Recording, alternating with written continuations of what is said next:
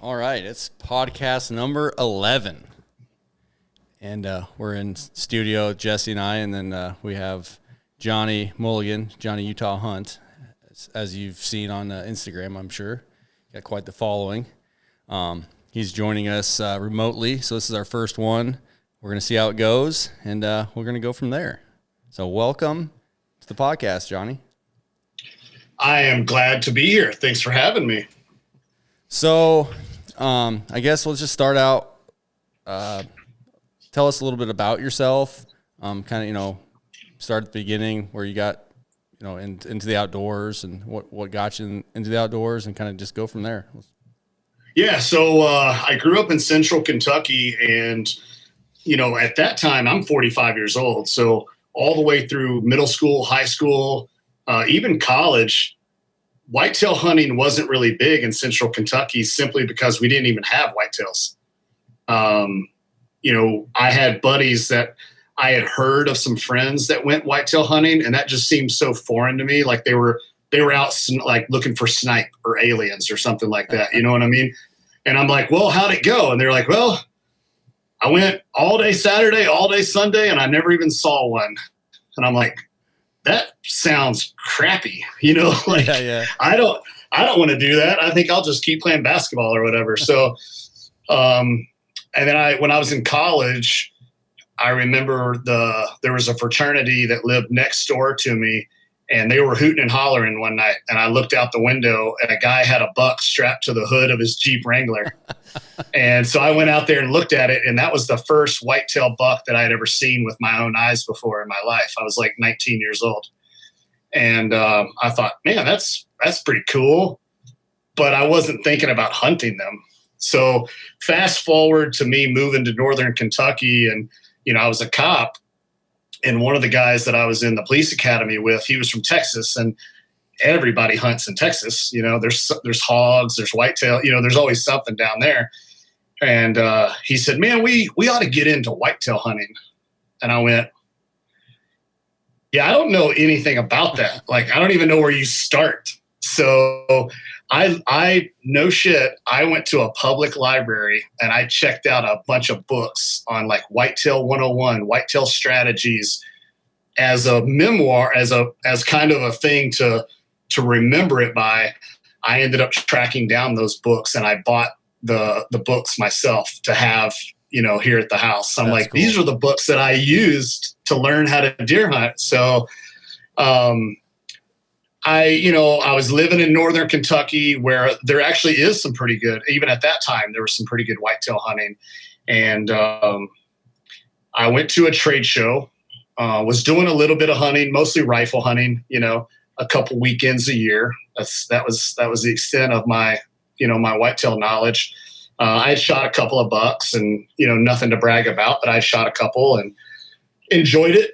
And I went to a trade show in Columbus, Ohio. Is the what is that? The Field and Stream Deer and Turkey Expo that they put on there. And that was a traveling trade show there for a little while. And I went there, and I meet this guy, and I see White Knuckle Productions. And there's this dude that is just, animated, bouncing off the walls. I'm like, who is this guy? Like, I don't know what he does, but this guy's so damn passionate about whitetail hunting. And he's like, man, let me show you something. And he whips out this Wicked Tree Gear handsaw, and it was just a prototype. And I said, man, that looks like something like, Iron Man made in a cave. You know what I mean? Yeah. It wasn't very finished or polished off at that time. And I thought, man, that's pretty cool. I bet I could use these for like my landscaping business that I had on the side. And so I bought a couple, became a dealer, and started selling them to landscapers all over the tri-state area, Kentucky, Ohio, Indiana. Every landscaper had a dozen of these saws, on their crews. And he calls me one day and he goes, dude, you've sold more saws than Cabela's. Like, what are you doing? I'm like, I'm selling them to landscapers. And I said, dude, I think you're missing the market. I think you need to sell them in the green industry. And he's like, no, green industry. I'm a whitetail hunter through and through, man. Only bow hunters are going to use this saw. You guys can hear Todd saying this. You know what I mean? Yeah. That's what makes it so funny. And I said, but dude, hear me out. Like, they're killing whitetails in 40 states, but they're cutting down trees in 400 countries. Like, yeah. You know what I mean? Like, right. the bigger market is trees. So I said, I tell you what, I'm going to head up the green division, of Wicked Tree Gear. And did that for a while. Things took off. And he said, hey, you ought to start filming your hunts. And I'm like, that's lame, But he talked me into doing it. And my very first hunt that ever made it to a white knuckle DVD, I think it might have been called No Rest for the Wicked, I believe was the DVD that first hunt was on. But I had a shaved head and I shot one out of a ground blind in Kentucky. And wearing shorts in the blind, because it's like 98 degrees that early season. But I enjoyed the heck out of it. I didn't know what I was doing. The footage was horrendous, as all of our footages are from our first hunts, Yep. Oh, yeah. We got those moments where you're like, I don't know what to do with my hands. Yeah. The bow performed good. Yeah. The broadhead did good. Yeah. And so anyways, I enjoyed it. And from that point, that's when things really kind of took off. We started developing more SKUs with Wicked. And, then I took on a little more active role with White Knuckle. I became I was like the team leader of all the guys. And then Todd put me in charge of networking with all the partners.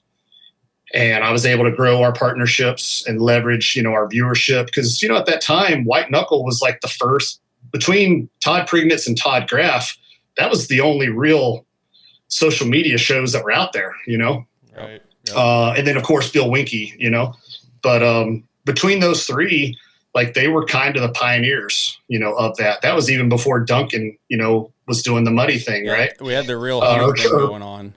Yeah, or Trophy Pursuit. Yeah. So that was kind of before all of that. And so anyways, things kind of took off from there. And because Todd had put me in charge with, a lot of the partner agreements, I got to meet a lot of the social, marketing directors, of those deals. And then, of course, the reason why Wicked worked so well for Todd and I is we were the yin and the yang. I mean, literally black and white personalities. And once we sold the business, then it became evident that we were great business partners. We weren't friends. And so, unfortunately, we had a falling out. And I said, well, then I'm going to leave the show too. I'm not going to do this. And, because I had those relationships, with the brands that White Knuckle was working with, they said, look, you start your own show, we'll back your show too. And I said, well, I'm not looking to take away sponsorship. I don't want to be an asshole, Yep. They said, no, we'll continue to work with White Knuckle, but we'll also kind of help you with your venture to kind of get it off the ground. And we had, like I said, we had sold Wicked, and I was still working for the holding group that bought Wicked at the time. And, I took my money in a buyout over 3 years. Todd took his in a lump sum, and, he went on to pursue the tree thrasher and, some other products and stuff like that. But, that's kind of how things, for the most part, that was kind of the blueprint for how things got to where they are. And again, like a lot of us, when we first started hunting, you're sitting around hunt camp or you're sitting around a tree stand with your buddies, and every guy has said this. And if they say they haven't, they're a daggone liar. They said, how cool it would be to do this for a living? We've all had that talk. Or you watch a hunting show. We watch Michael Waddell or T-Bone or somebody, and you're like, man, how badass that would be to do this for a living? And a bunch of my buddies back home, we talked about it, but I was the only one that did it. But I can also say I'm the only one that busted their friggin' ass, to do it as well. They could have done it too if they put in the effort that I did, because a lot of them were more talented hunters than I was, I'm that guy that I don't know that I have true talent in hunting. I've just done it enough. And even a blind squirrel finds a nut every once in a while. Yeah, and the passion shows. I mean, I follow your Instagram, both your pages, and the one thing that really sticks out to me is you helping out with like the hunter safety stuff, that's huge. And that's kind of, if you look out there right now, it's few and far between as far as the youth hunters coming up. So I applaud you for that. So I appreciate you. When I moved to Iowa, that was kind of what kicked everything off. And I kind of told myself, I said, hey, I've been given an opportunity to do this. So what can I do to give back? And so I reached out to my local DNR and said, how do I become an instructor? Well, you got to take the test, you got to become certified. And I'm like, damn, that's a lot of work. So I was like, no, all right, I'll do it. And he's like, it doesn't really pay a whole lot. And I said, that's the kicker. I don't want to get paid. And he's like, well, like, we have to pay everybody. And I said, well, but you're not going to pay me. So every class, they pass around a sheet and we're supposed to sign how many hours, we had in each class or whatever. And I just pass it on down. I've never filled it out once before. So, and don't plan on it. So that's been a cool thing for me to do, to give back. And because as we all know, I mean, as cliche as it sounds, kids are the future of our hunting. And if they don't do it, it's going to die out because there's enough influence for it to die out. You know what I mean?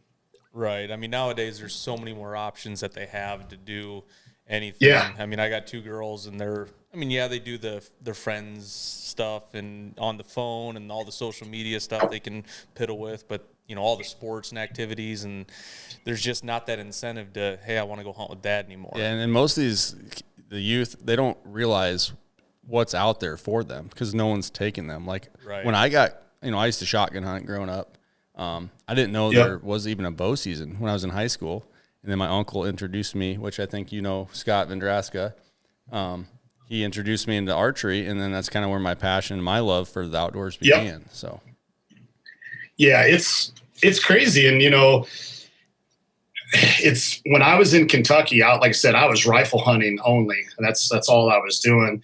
I had a Winchester 270, and I mowed down a lot of stuff, because Kentucky's rut and rifle season line up perfectly. 14 days of peak rut is 14 days of rifle season. Oh, man. And so I remember shooting a buck one year, and my buddies were more excited than I was. And so they asked me, they said, dude, you don't even seem like you're that excited. And I'm like, I shoot guns all the time for a job. Like, making a 200-yard shot, like, I could have done that in my sleep. And I thought, that deer did not even know I existed on planet Earth. And I'm not taking anything away from rifle hunters. It's just that's where my head was at that time. And so the next year comes up, and the local Matthews shop was also the local gun store. And I stopped in there, shoot the shit with him one day. And he's like, you getting all fired up for deer season? And I thought, I don't think I'm going to do it. He's like, what? You're going to quit hunting? I'm like, yeah. I just don't really see the point in it, And he's like, your problem is you need a bow. And I thought, well, I got a toddler at home. If I come home with a bow, she's changing the locks on me, Yeah. And so he said, I tell you what, Matthews allows me to give away one shooter bow a year. And at that time, it was the Matthews Adrenaline. That was the bow that had just come out. And so I said, man, I'm not looking for charity. If I want to work some overtime, I could hide some money. I could pigeonhole some money from mama, you know what I mean? Yeah. And I'll buy a bow. And he's like, yeah, but then you got to get a sight. Then you got to get arrows. Then you got to get broadheads. Then you got to get a rest. And I thought, damn, this is more expensive than rifle hunting, Yep. So I said, I tell you what, I'll take that bow. So he gave me the bow, and I worked some overtime, and I was able to get some accessories, and go ahead and kit out the bow, and had an experience where I shot a doe, and then a couple years later that I shot a buck. But at that point I had upgraded to the Monster MR6, and things kind of took off. That's actually a Monster MR6 is the bow that I was shooting on my first white knuckle DVD. Okay. And I hated that bow, but it made me a better shooter because it was so finicky. Wasn't that like 5.5 inch? So it was a 6-inch brace height, and it IBO'd at 350. And it's one of the very few bows that I ever worked on. I was a bow tech for 10 years. Yeah. It was one of the very few bows that shot IBO. Yep. I had one and I had it set up and it shot 349 feet per second through 3 different chronos. But if you had any flaws in your form, it just exploded them. If you torqued at all, that arrow's going, if you didn't roll the string off the cams, that arrow was going 6 feet to the right. Is that the one you shot this? Exactly. Oh yeah. Yep. I shot one pin to 50 yards. I had it an inch high at 20 and it shot an inch low at 50. Yeah, it's insane.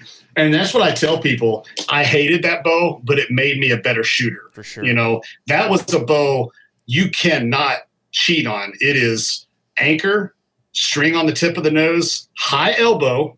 Heaven forbid you didn't have a high elbow when you shot that bow, and you had to pull through and, you know, you just pray that you don't torque. Yep. And I went through a couple of different grips on that until I got a good flat grip that I wouldn't torque on. But so that was the bow that I had. And like I said, things just kind of took off from there. And then I went back to the bow shop owner, this guy, Joe, his name's Joe Beck. And he's just been a great friend for, 30 years. And I said, Joe, why did you give me that bow? And it's the freakiest thing in the world. He told me, he said, John, I've seen a lot of guys come through this shop that are hunters or new to hunting or whatever. He's like, you're the first guy that came through that I told myself he's going to do something in this industry as a hunter. That gives me goosebumps. And I was like, that's freaky. You know what I mean? Like that he saw that and he just said, dude, your passion and your drive to not give up and to figure shit out. He's like, I haven't seen anybody come through the door. See, we're talking hundreds of people come through the door every week. And he's like, I've been here since I was 15 years old working here at the shop before I became the owner of the shop. And he's like, I've never seen that out of anybody. I was not going to let you give up on hunting. So, I attribute a lot of that early success, or even the reason why I'm even here. Had he not given me that bow, I guarantee we wouldn't be doing this podcast right now. And it was meant to be. Yeah. Yeah. So that's, that was pretty cool to have happen. And, and Todd was a big influence. He taught me so much about whitetails that he probably didn't even realize. He probably taught all of us a little bit about whitetails, to some degree. And he's very passionate. Yeah, and Todd was passionate. It's probably the best. Yeah, word. he's probably, still to this day, he was one of the best hunters in the entire industry. Yeah, I think he was like one of the first to like, I'm gonna, that you would saw and he would follow along. Hey, I'm going after this deer, and then hunt that deer. I mean, for years it was just whatever deer shows up, I'm going to shoot. But Todd was like, nope, this is the one, or this Barry Sanders, or whatever it is. Like, this is the deer I want to hunt, and I'm going to go after him and I'm going to kill him, and he did. Yeah, you're right, and that's and I remember that because even in 2013, that's the way I started hunting, and I thought that's what you were supposed to do. I just thought you were supposed to pick one deer, and that's what you do. That's what you chase. And, he was the one that got me naming deer and, it's a unique thing. Even whenever he bought his 4-wheeler, I was at his house the day it got delivered.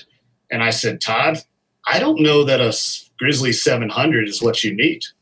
I'm like, you don't have a lot of respect for stuff. I'd ridden with him in the truck before, and he was pretty wild, and most of us growing up on doing farm work, we know that if we're traversing a hill, we don't lean down the hill, we lean up the hill, kind of keep your body like a gimbal. Yep. You know what I mean? Yep. And that wasn't Todd. If Todd was going sideways, his body was sideways, Yeah.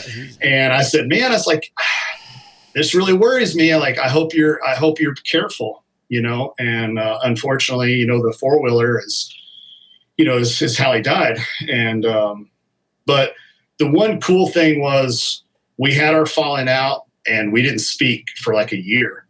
And we were both at the Harrisburg show one year. It was the first year that he had a booth set up for the tree thrasher. And I was still with Wicked. and we were in the same archery hall at the Harrisburg show, just opposite ends of the arena. And we both just happened to walk into the arena that morning at the exact same time, like totally awkward, you know? Yep. And I walked over to him and I said, dude, I don't hate you. I hated you for the last year, but I don't hate you anymore. And we might not ever drink a beer together, but I wish you all the best. Congratulations on the birth of your son. That's phenomenal. I'm really excited for you guys, and I wish you all the best. And he's like, man, that means a lot to me. You know, he apologized, you know, for our falling out. And not that I kept tabs on it, but it was his fault. And he acknowledged that it was his fault. And, you know, and he apologized for it. And I felt so good. And then, of course, when he died, you know, my first thought was, holy shit, man, what if we had not had a chance to make amends? Yep. You know, that would have haunted me for my whole life, you know? So, and, you know, and I tell people all the time, like when I hear about buddies that have a falling out, I'm like, look, nobody says you guys have to break bread together, you know, but don't carry that hatred forever. You know, it doesn't do anybody any good. So that was a big learning moment for me, you know, that, and this industry can do that, you know, really fast. I found out because we're all so passionate and we're all looking for the next big buck and we're all looking for the next opportunity. And, you know, there's a lot of people that have gotten some success and then it's real easy to be like, man, screw that guy. You know, he's doing good and he's an asshole. Well, okay, maybe he caught a lucky break. Maybe he worked his ass off, you know, but I don't know that makes him an asshole, Right. You know? So I've always tried to look at things that way. You know, somebody else's success will never take away from me or never take away from my success. So I try to cheer everybody on the most I can and the best I can and, you know, whatnot. Right. Yeah. And that's, and you see it so often that big deer make people do stupid things, but in the grand scheme of it, I mean, you said it right. Like it's such a blip and there's no reason to have the argument. I mean, we fight all the time. Like he's my brother. Yeah. I'm always right though. It very seldom comes down to F you, but usually it's like, well, you know, you're an idiot for thinking like that. And we're both probably idiots for thinking like that. But I mean, like with the Todd thing, and I have one of the original Thrashers. He gave it to me. I have that in my pack, and I've had it in my pack ever since. Like, it's just one of those things. I don't know. It just, I feel good. Like, I'll be digging for a snack and be like, you know what? I'm going to use it. Why not? Yeah. And I've the Todd thing, I've learned a lot from watching his videos. Oh, yeah. The one video that kind of rings a bell was when he was hunting in the valley and he's in the deer's bedroom. And I think it took him 2 hunts and he killed him. The big one. The big one, yeah. Yep. So. Yep. That was unfortunate, and nobody wanted that to happen at all. And yep. But he's smiling, looking down. Yep. Yeah. His legacy still goes on. So. Yeah. Well, you know, and if you look at the last 3 years he was alive, he shot 6 bucks in those final 3 years.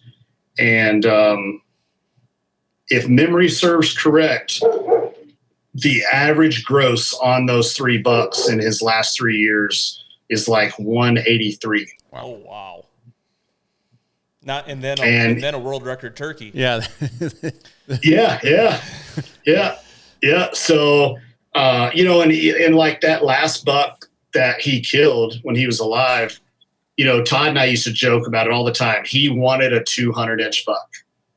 And he said, I'm never going to score a single deer unless I shoot a 200 and then I'll score it. And, you know, there's Alanis Morissette wrote a song, you know, that ironic song or whatever, you know what I mean? And it's kind of crazy. You know, he finally shot a 200-incher, you know, and then died, you know, 3 months later. Yep.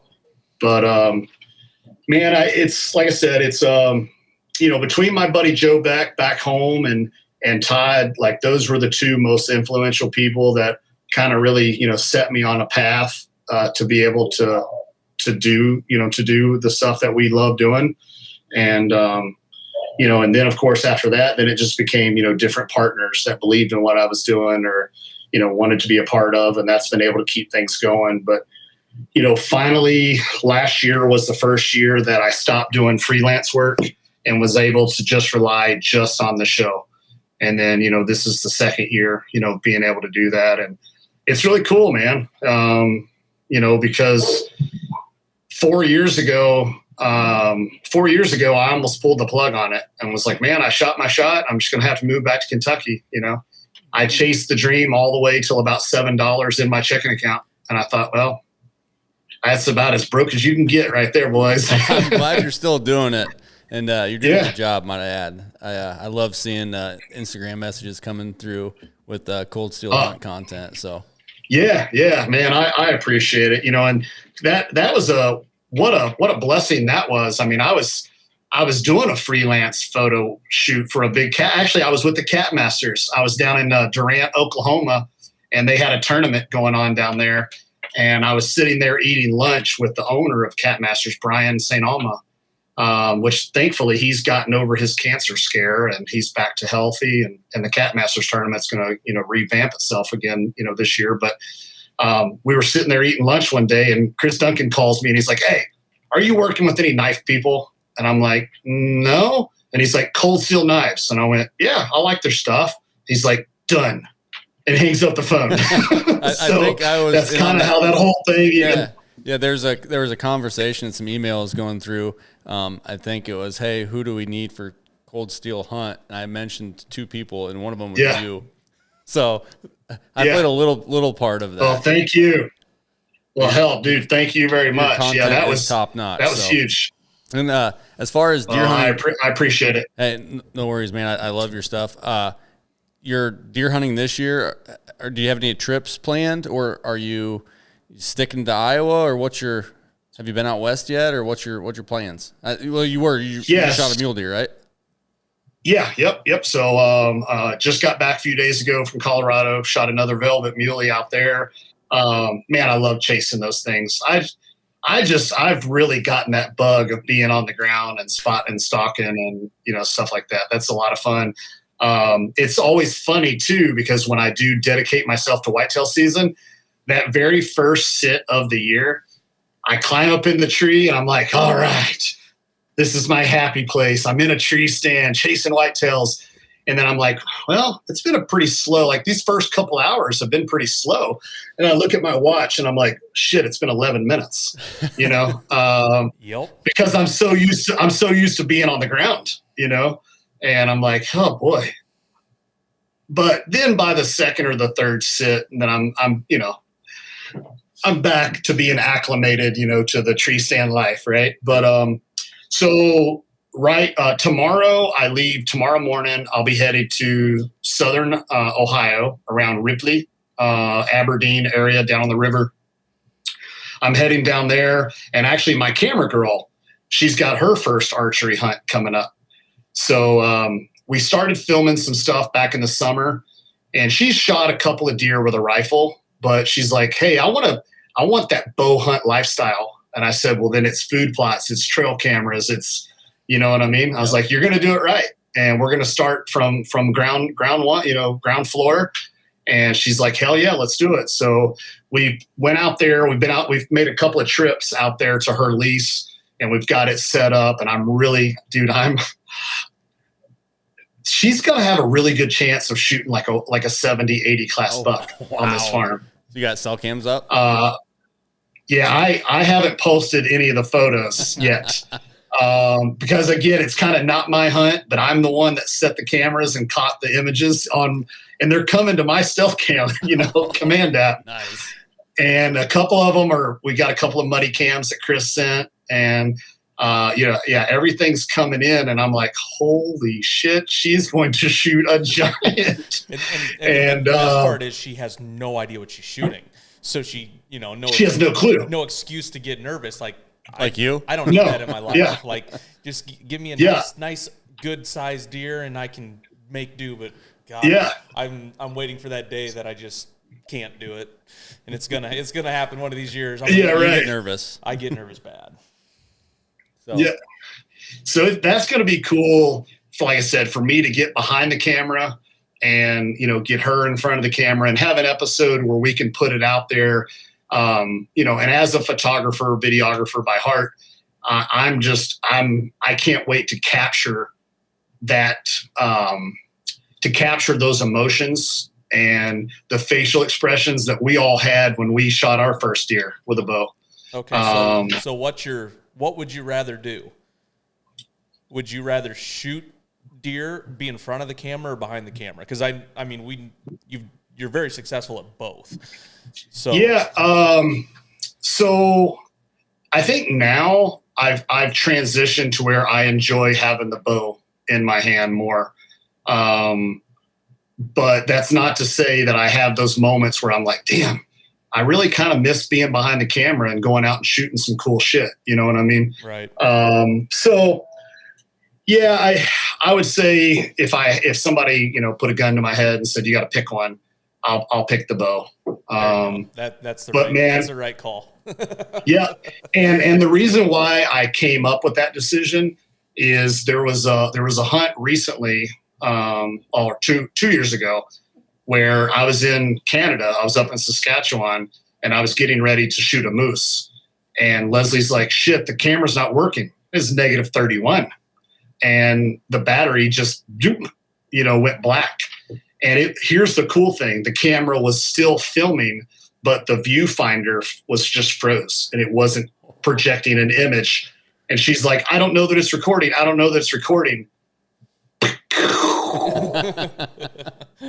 And that's when I told myself I'm a hunter more than I'm a photographer now, because I didn't care that it wasn't going to be on film, And I went, well, I guess that decision's been made. You know what I mean? So, but that's going to be super cool to capture that. I'm looking forward to it. And then right after that, I head to Pennsylvania. I got an opportunity to hunt some private land in PA in the big mountains. And everybody talks about these mountain bucks and how hard it is. So I'm going to go find out if it's hard or not. You know what I mean? I thought, I'm like, screw it. And then I said, well, shit, if I don't shoot one, nobody in PA does either. So I guess I won't look like an idiot, Right. Are you going to come back to Iowa for the rut then? Yeah. Then I'll make it back to Iowa around the 15th. And, like a lot of us, I could care less about early season unless I've got one that is just dead nuts patterned. I feel like I do more damage when I go early. I would rather just look at the calendar and say, okay, from October 15th on, I'm waiting for the first 20-degree temperature drop. I don't care if it's 80 and it goes to 60. That's a cold front to me, Yep. And and historically, in October, the most encounters I've ever had are usually the 26th, 27th, 28th, right before Halloween. Man, I have boogered up a couple of studs over the years that I'm still haunt me to this day. And I'm like, man, if I was just a little bit better deer hunter, I could have got that done, Right. But we do have a nice cold front coming. At least the extended forecast shows it. It's October 6th. So the first cold front of October can be magical. So here's the cool thing. So I'll actually be home. So we're going to go to Ohio for the opener for like 4 days. And I told her, I said, look, we'll go hunt 4 days. If stuff's nocturnal, then we're just doing more damage than we're doing good if we just continue to pound out this food plot, right? Yep. And I don't want to do a bunch of hanging hunts. There's no need to booger stuff up. I said, so if that's the case, then, we're going to call it and I'll come back to Iowa for four days. And then I think we're going to head out to Pennsylvania. I'll head there like around the 9th or the 10th. And so I actually might be here for that little cold front there. Perfect. Yeah. And then, like I said, then after that, then it's, I don't own land anymore. So I just have my 2 tags. Okay. And you live up in Decorah, right? No, I'm all the way down like Fort Madison, Donaldson. Okay. Yeah. Okay. Yeah. I'm down in Southeast. I'm about 20 minutes from Lee and Tiffany. Okay. Yep. That area is pretty good too. Have you seen any reports of all the CHD that's flaring up? I have. I haven't heard of a whole lot here. I know Lee in particular. I know he was freaking out, To my knowledge, he didn't have any EHD, but when stuff got really dry, I know he was putting out water troughs left and right all over his properties. And, but yeah, I haven't heard of a whole lot of stuff locally, but I know, just a couple of counties away, I've seen a lot of dead deer. Yeah, I think right now it's still spotty. I mean, yep. I checked the pond on my farm down in Decatur County yesterday. Nothing. I just talked before this started to one of the neighbors to the north. He hadn't seen anything, and he talked to the landowner to the south, and he had found one like in a corn crib like a month ago. But that could have been from 100 different. But then you got your hot spots like with Chris and his neighborhood and Brandon. Yeah, there's those guys are finding a lot of dead deer. Certain section. I tried to give Josh a call earlier and see because he's right down there and just be like, man, what are you guys finding? I mean, you can't walk. That's a dagger, man. Just all your deer die. I've been through it. 2012 and 2013, we lost multiple giant deer, and it's rough, but there's nothing you can do about it. Yeah, it does seem like we're bouncing back in this area. It seemed like the first year I was here, I was hunting all public, and I had some of the biggest deer I've ever seen in my life. I had on trail camera, and probably just not smart enough of a deer hunter, to get it done. And I probably screwed them up, but it does seem like, 2 years ago, I didn't have jack on my lease. Last year I passed. Last year was the first year that I consciously made a decision to actually pass a couple of 50 class deer. And I'm like, have I lost my mind? I'm a Kentucky redneck and I'm passing 150s. You know what I mean? Yeah.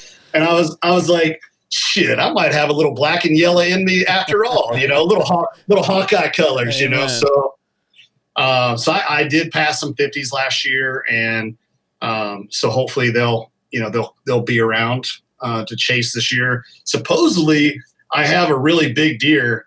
I don't have any pictures of him, but one of the neighbors was like, dude, you've got a behemoth, that's on the lease. And I'm like, I haven't seen him yet. And he's like, trust me, he's there. I've seen him like 3 times.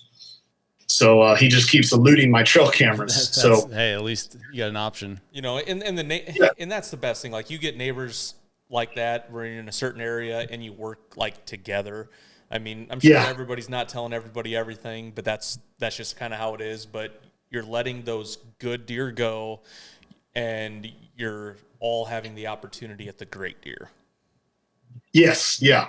There was, and it's funny because I have a couple of neighbors, excuse me, that will share a little bit of intel. And then of course there's a couple of neighbors where he's like, hey, you getting any pictures of any deer?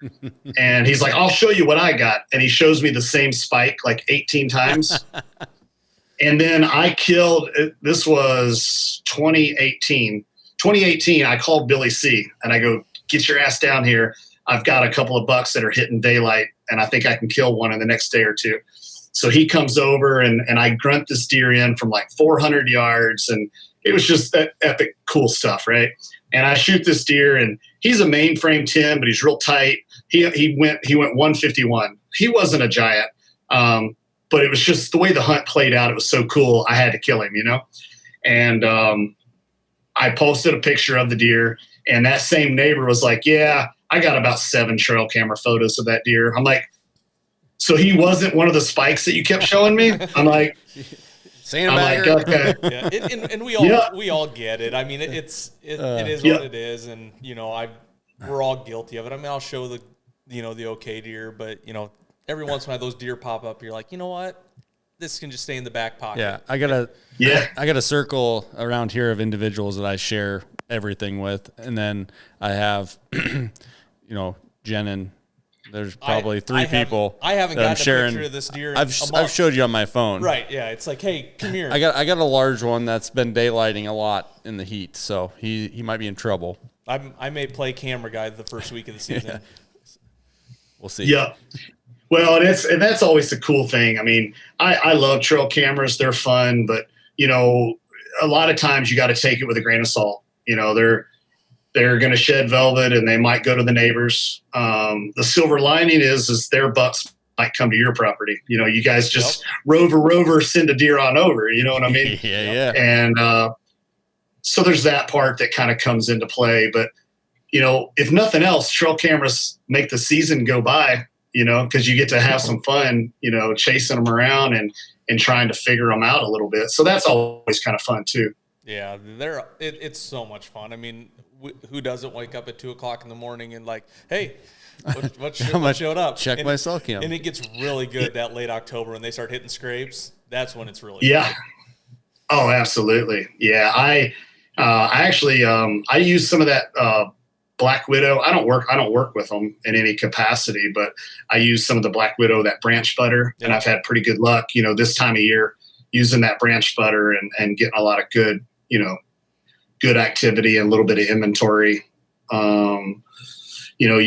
Like all of us, a lot of us will use mineral, and then once they're done with mineral, then it's like, all right, I want to keep tabs on them, so then I've switched over to using that branch butter stuff. And like I said, that works pretty good. So yeah, I mean, scrapes are definitely picking up.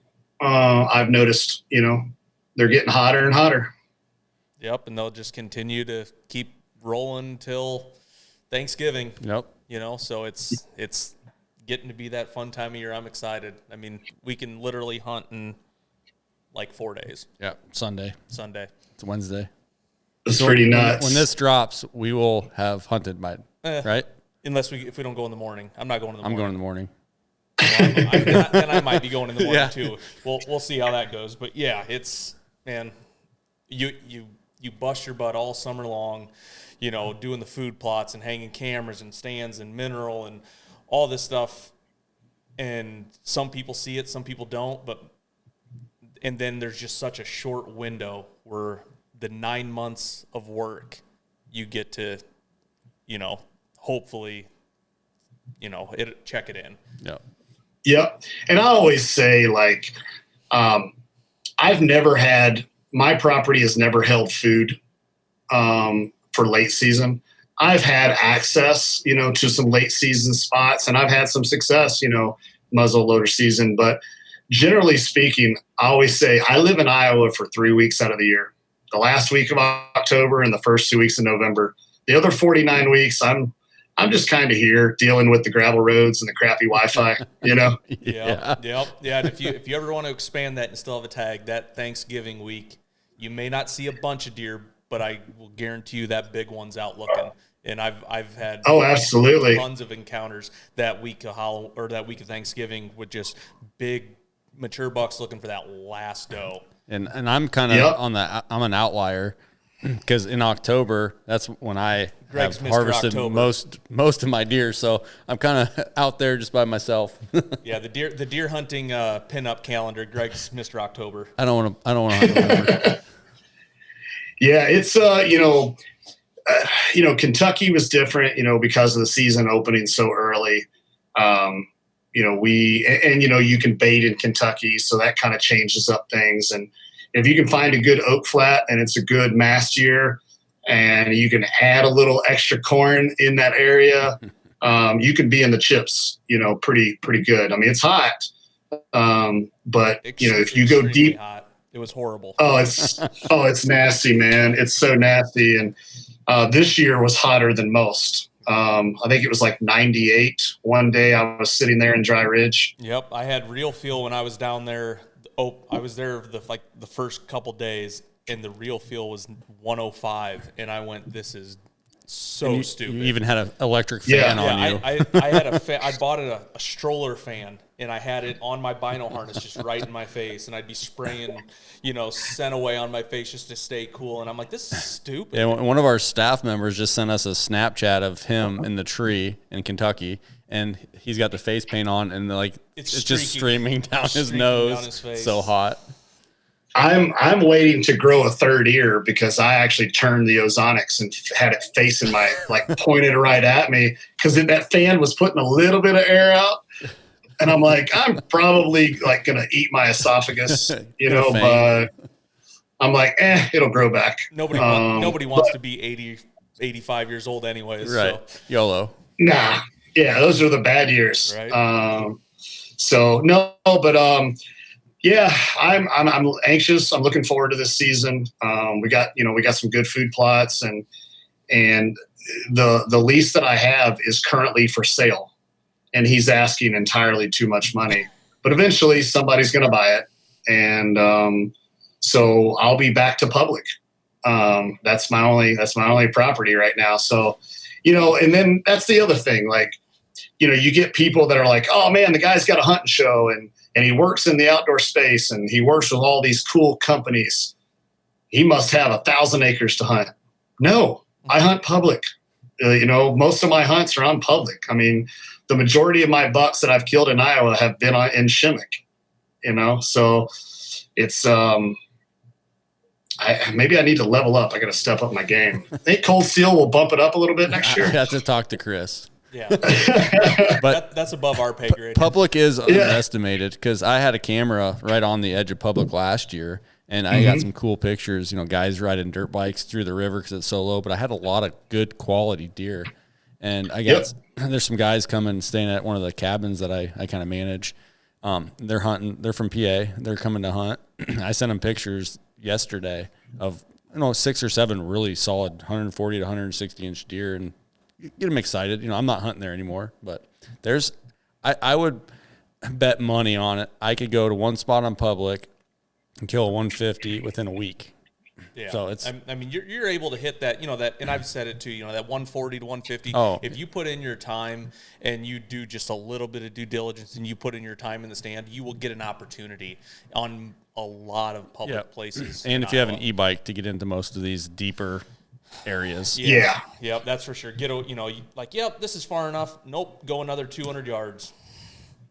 And I've got a couple of spots like that in Shimmick where if I need to see a 140, 150, I know where I can go. And one of my good buddies, Kobe Fulks. So Kobe's brother Kip was one of the original founders of Under Armour, and Kobe was the first official hunting marketing director of Under Armour back in the day when they first came out, with the Ridge Reaper pattern and all that kind of stuff. So, and a lot of us have seen Kobe. Kobe's the dude with the ZZ Top beard, and he was on that show Ridge Reaper, back in the day. Yeah, with all the lime green accents. Yep. So Kobe and I are really, really good buddies, and that's who I'm hunting with in Pennsylvania. But he drew an Iowa tag, I think it was three seasons ago, and I said, man, I do not have squat on my lease. I really don't. The biggest buck that I could put you on is actually in a spot in Shimmick. I've got a tree stand already hung. Have at it. You're here once every 5 years. You take that spot. And he passed, there was a 150. I thought he was 150. Kobe thought he might have gone 155. Kobe passed him 7 days in a row inside of 20 yards. And I'm like, what are you doing? And he's like, man, I came to Iowa. I came to Iowa to shoot a giant. Yeah. And I'm like, I get it, but a 155 is a mega giant compared to Maryland and PA, Yeah. And he went. Yeah.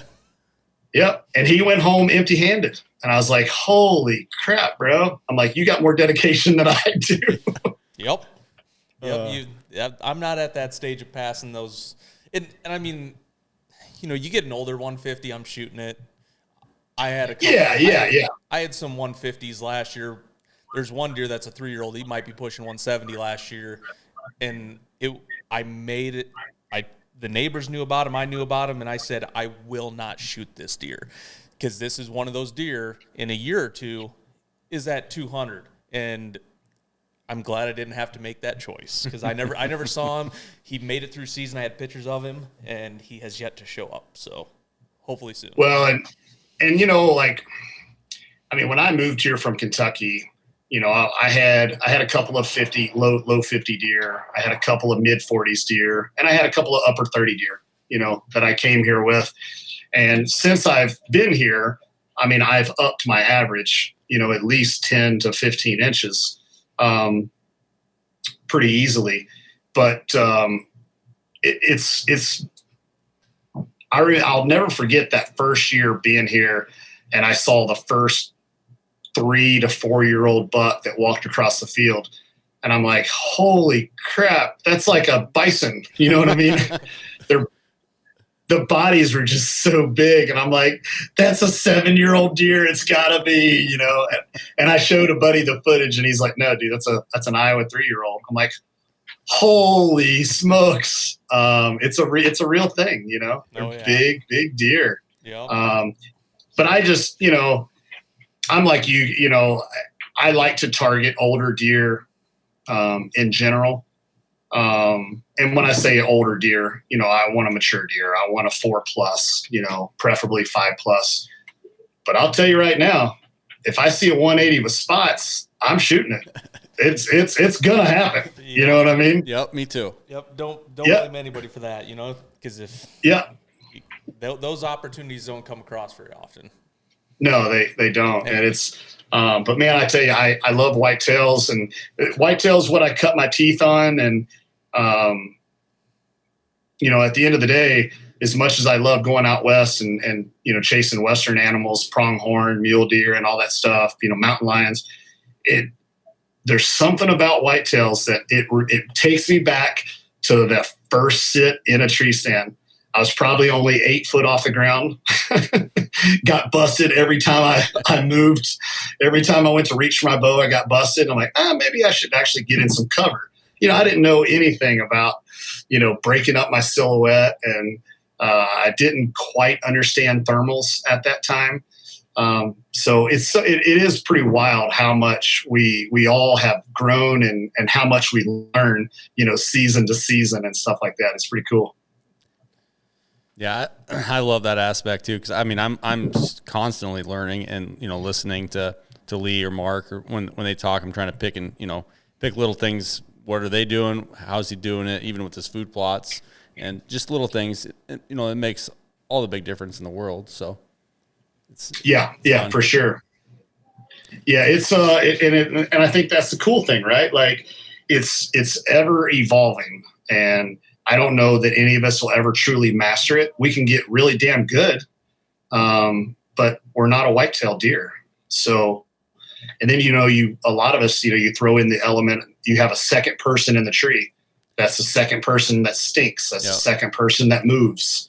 And then, oh yeah, is the camera on it, or is there a branch in the way? I've had a lot of deer over the years that I didn't get a shot at because they weren't going to be on camera. So it makes it, we're taking something hard and making it 10 times harder. You know what I mean? Right. For the sake of telling a story. And sometimes I wonder if we need to have our heads examined. Yeah, you know, I agree. That's why making it that tough. I've been self-filming, I guess. The last time that I had someone in the tree with me, I think it was Morgan when I shot that on Newt. And but we had ozonics up then when I shot him, crosswinded him. But it is 10 times harder with 2 people. I agree. Yeah, and I mean, and it's, you know, I love the camaraderie. It'll make you sit longer. Oh, it will, especially if you have snacks. Or you talk yourself into, hey, man, it's been light for like 40 minutes. We haven't Casey's. And Casey's is like 20 minutes away. Let's go get donuts. Buzz into town, grab some breakfast pizza. That's every time that we hunt together. But you know what? It's fun. We have fun. We have a good time. One of these times, you know, we'll kill something together. But shot doe last year. Yeah. Yep. 100%. But yeah, that's what a lot of people miss. I think. Yeah. You know, they see a lot of the, you know, the stuff that everybody posts on social media, and it's like, oh, well, that's great. And man, we all struggle just as much as everybody else. We just tend not to show a lot of that stuff. Yeah, we don't show that. We show the good stuff. Yeah, exactly. Yeah. Yeah. And that's, you know, and that's been one of the things that I've really tried to do with my show is I've always tried to make a valiant effort to show a little bit of that behind the scenes. And if I screw up, I'll show it. I mean, you know, this new episode that's coming out this Saturday from Colorado, which kudos to Waypoint. How badass is that? I sent them the footage and the teaser and thumbnails and the captions, the closed captioning, the cue points and all that stuff. I sent it to them yesterday, and it's going to be on the network this Saturday at 11 a.m. Eastern. But in that episode, spoiler alert, I actually shoot a buck that I didn't recover. And how many people are willing to show that? Not many. I always said 95% of the consumers are like, oh man, he sucks ass. And then the 5% who are like the real hunters are like, damn, been there, Yeah. shit. It's one of those things, like, if you haven't, you either are a giant liar or you haven't hunted very long. Because, hey, done it. I shot and hit 3 deer in 2 days, and then the 4th one I killed. Yeah, back in the day, on video. I did it like 2 years ago. I mean, I shoulder punched like 160-inch 8-pointer. I mean, I shoulder thumped him. Arrow went in 2 inches and fell out. I mean, he was fine, and some people want to see it, but we're human. I mean, we make mistakes. It happens. And then it's a wild animal too at the same time. Like, they're not a 3D target standing there. They're moving. There's so many different things that can happen. They can catch your wind. They can catch you moving, adjusting the camera. I mean, the odds are so stacked against you, killing a mature deer to begin with, and then to film it is even, like you were saying before, is 10 times harder than it needs to be. So I just got to do this, hit the GoPro, click it on, and... Yep. And that's exactly what happened in Colorado. I shoulder punched one at 58 yards, and the arrow stayed in him for about 20 yards and then fell out. I did spend the next day and a half trying to relocate him. And I did relocate him, and he appeared that he was walking fine, but you still don't know, right? You're like, man, is it, how much penetration, how bad could it be? The most epic thing happened 2 days ago. My buddy that lives there got a trail camera photo of him 2 mornings ago, and he is 100% fine. Got him a picture of him eating scrub oak acorns. And I'm like, oh, sweet Jesus. You know what I mean? It makes you feel so much better. Yeah. They put up with, wild animals put up with so much stuff all the time, and just all the predators. And then you add the hunting in, and we don't ever want anything to go to waste. That is literally, besides him falling over dead, that is the best case scenario that happened. Yeah. He's still alive. He's alive. He's going to be fine. He's past that point of probably not getting infection. And, hopefully another person will have the opportunity at him, or he'll. And where can we watch your this show at, and where can we find your socials? Yep. So the Primal Divide is on the Waypoint channel on Waypoint TV. So Waypoint has been really cool that they've got a native channel on Tubi, Sling, Pluto, Vizio, Samsung, all the different streaming services, and a lot of them are free. Samsung and Vizio are free. So there's 4 airings per week. The prime time spots are the 11 a.m. Eastern on Saturdays and the 7 p.m. Eastern on Tuesdays. My other 2 airings, I always say, are the Alcoholic and the Third Shift channels, and then also on Waypoint, waypointtv.com, they kind of have their own basically YouTube. So you can on-demand binge watch all of last season and, this season thus far.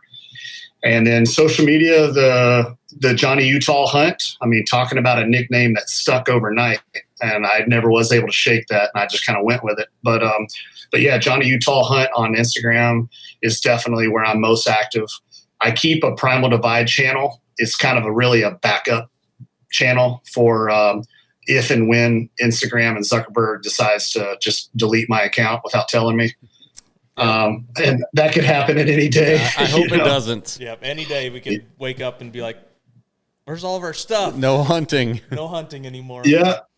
Well, they did delete. So, my show originally was called Arrow Wild TV. Yep. And I said, you know what? I'm doing a little bit of a rebrand between Sitka to Under Armour.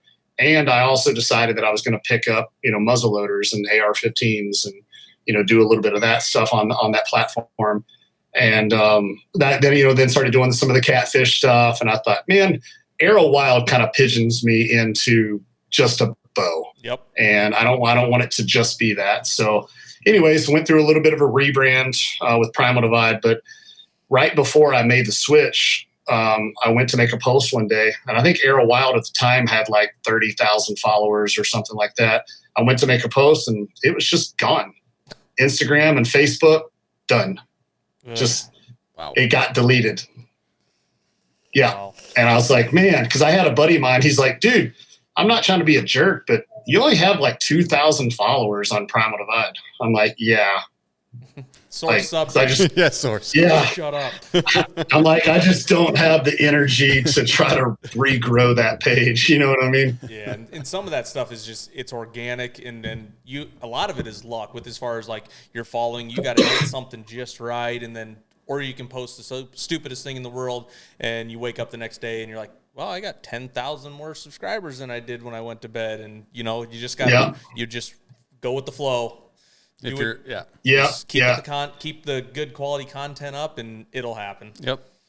Well, and that's like in my nature. Those are the frustrating things, right? Like when it comes to my fitness, you guys know I take that very, very serious, and huge advocate of the gym, and a lot of that I attribute to a strong body, strong mind, and it all kind of works hand in hand, for me. But if I want to get stronger, then I know that I need to work out harder or work out better or eat better or whatever. But I can control that. That's on me. If I decide to slack off and don't go to the gym, that's on me. If I want to be a better hunter, well, then I can study more. I can listen to more podcasts. I can read more. I can ask questions, to accomplished hunters that know more than me, and I can learn from them. But Instagram, social media, I can put forth the effort to make content and put it out there. But man, I mean, it's up to the Wizard of Oz that if it's going to get shadow banned or if people are going to see it. I had one of my buddies tell me one time, he's like, yeah, I don't usually like a bunch of your stuff. And I'm like, why? And he goes, dude, because the photo was a fire photo. You don't need me to like it. I'm like, but I do. Yeah, but I actually do need that. It gets the people going. Yep. Yeah. All it takes is that one, maybe that one more like, it hits the algorithm and it gets pushed out, and it goes from, the 1, 2, 300 people of your followers seeing it to 10, 20, 30,000. You never know. Yeah, if you hit the homepage, but you got to have something unique, or you got to twerk, or like I said, one of those things. You got to hit it just right. Like I had a dumb reel of me shooting a deer and put it on Instagram, and it happened to be the sound that was like super going crazy, and I think it has 500,000 or 600,000 views, and I'm like, what is this? Yeah, or the turkey hunt when the girl shot the turkey. There's billions of views on that. Millions of views on our Facebook page from most overseas, but I'll take them. Views are views, right. Whatever. That's exactly right. Yeah, and like I said, you never know what's going to be that thing that's going to set things off, and what's going to go viral. And I mean, you put it out in the universe, Joe Rogan. Yeah, Joe Rogan. Yeah, and maybe it'll happen, but that's the other thing. But it's like I can't control it. I mean, I put some stuff on IG stories maybe a month ago or so, but right after I did the tactical games, there was a ton of pistol and AR content, that I put out there, which was great for walkers. By the way, that worked out great for those guys. But then I get notification from Instagram and Facebook that, hey, we've taken you off the Explorer page, and you're permanently in Facebook, Instagram jail now because you're posting too much gun stuff. Yeah. And I'm like, I'm shooting paper. Like, I'm not even implicating that I'm shooting bad guys. I'm literally shooting paper in a fitness competition. Yeah. I thought, damn. From somebody that their job was to be trained and use firearms safely and efficiently for years. Yeah. But yet Joe Blow will go out back and shoot a Honda Civic full of tannerite and get 400 million views. Yeah. And I'm like, I just don't understand it. I'm like, there's just so much crap. So that's where I get frustrated, is the things that I can't control in life. Those are the things that I need to learn to go with the ebb and the flow of it. But I'll never do it. I mean, it's always going to frustrate me. Like I said, the things I can control. Okay. If I make a bad shot on a deer, that's on me. I screwed up, and I'll own it, and I'll practice and try and do everything in my power to make sure that it doesn't happen again. If I set a goal for my squat and I don't hit it, well, that's on me. I know what I need to do to work on it to improve it. But if I make a post one day and I get 2,000 likes and the next day I get 113, I'm like, what? You know what I mean? Yeah. Yeah. So that's the part that I cannot stand, you know, and I've never bought a like, I've never bought a follower. I think the only time I've ever boosted anything is when I started Bourbon Barrel Calls. I boosted some posts, you know, to get that up and running off the ground. But I'm not saying it's a bad thing. I probably have just always been too poor, you know, to do it. Yep. You know, and that's just, it's the name of the game. You know, I'd rather have the organic growing and, you know, want the people that engage with you all the time and, you know, or, you know, you see all the likes all the time and it's, I mean, yeah, it's great, but you just have to get over the day-to-day like, hey, I'm still going to hunt this week. I'm still going to shoot. Yeah, I'm going to post whatever I want to do. Yeah. I want to post. Yep. I don't care how bad my Vikings suck. I am posting a picture about the Vikings. Sucking. Well, and that's just it. Like, guys like us, if Instagram and Facebook went away tomorrow, we're still going to hunt the same way we do. Yep. You know, there's not a lot of people that can say that. You know, there's a lot of people that's why they're doing what they're doing is, you know, for social media and stuff like that. But I can tell you, you know, at 45 years of age, you know, I might have to find a new career if Instagram went away. But I'm still going to do the same thing I do. I'm still going to go to the gym every day. I'm still going to hunt every season, hunt as much as I can and whatnot. And I felt this. So this is pretty good because you guys understand Iowa Wi-Fi. I was for years, I had the shittiest Wi-Fi you can get. I had satellite internet. So I would be scrolling through Instagram and I like Greg, I'd see your stuff or Jesse, I'd see your stuff. And I was like, heart, scroll, heart, scroll, heart. Well, because my Wi-Fi was so slow, if you don't stay on that Instagram, on that picture for like 5 seconds, it wouldn't actually register it. Was it HughesNet?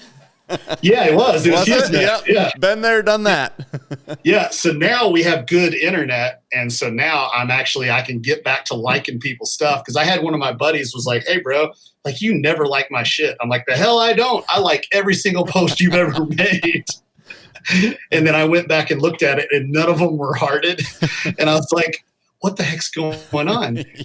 So finally I caught on to how my internet was so slow. But I do make it an effort. You know, a lot of times when I make my posts, a lot of them are scheduled and I'm not actually on it. But I do make an effort to, you know, my buddies to make sure I show them some love and what they got going on. Because again, rising tides floats all ships. Right. You know, Yep. Another person's success does not take away from mine. So I want to see all my buddies win, you know? Yep. That's the best attitude to have. And, you know, too many people look at it as a competition. Like it's maybe an inward competition. Like I want Greg to shoot the biggest deer he does every year. I mean, am I going to give him a bunch of shit for constantly shooting big deer? Yeah. Is it annoying? Yeah. It's really freaking annoying that I'm over here looking at all his 170s every time, but I would never not want him to do it. Yeah. You know? And that's the thing. And that's the relationship that we have. Right. It's like, God, hey, guess what? I'm like, screw you. Don't even care. How big is he? You know, I'll be over in like 40 minutes. Yep. I'll bring my camera. Yep. We'll take pictures. Yep. That's fine. That's great though. Like just having that camaraderie with your friends and, you know, liking their stuff. And then now we can collab like on Cold Steel Hunt. Yeah. I send you collab all the time when you're, you know, and that helps you and it helps also the brand. So it's a great addition to Instagram. So I guess they did one thing right. Right. Yeah, I do like that a lot. You know, that's when I was doing the tactical game stuff, I did a collab thing with Loophole.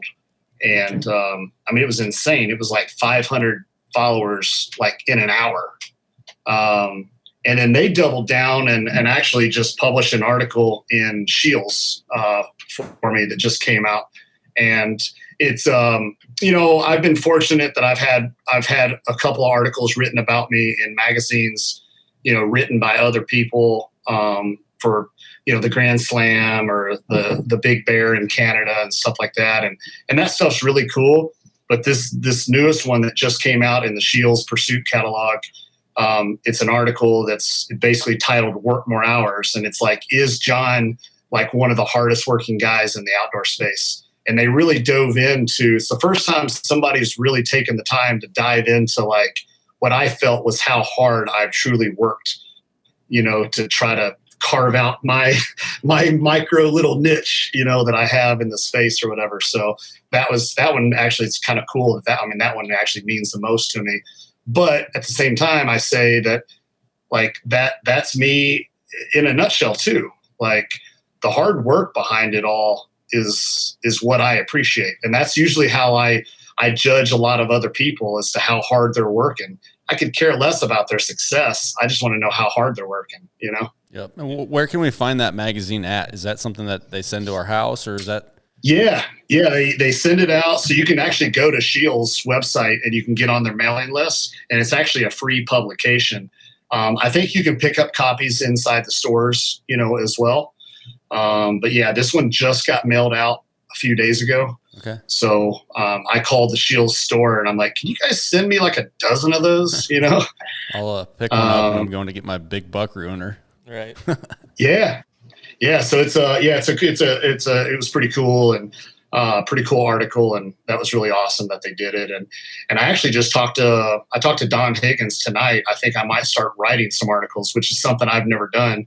But he reached out to me and said, hey, you're a guy that I feel has knowledge that other people could learn from. And I'm like, well, I don't know about all that. So, but he's like, man, he goes, I'd like to invite you to, be a contributing editor, for some editorial pieces, some educational, stuff about whitetails and hunting in general. So, that was really cool, to get that call from him earlier today. So yeah, I think I might dive into that. I don't know how my written word will be because I'm a bumbling idiot a lot of times when I talk, but I think it'll be kind of fun.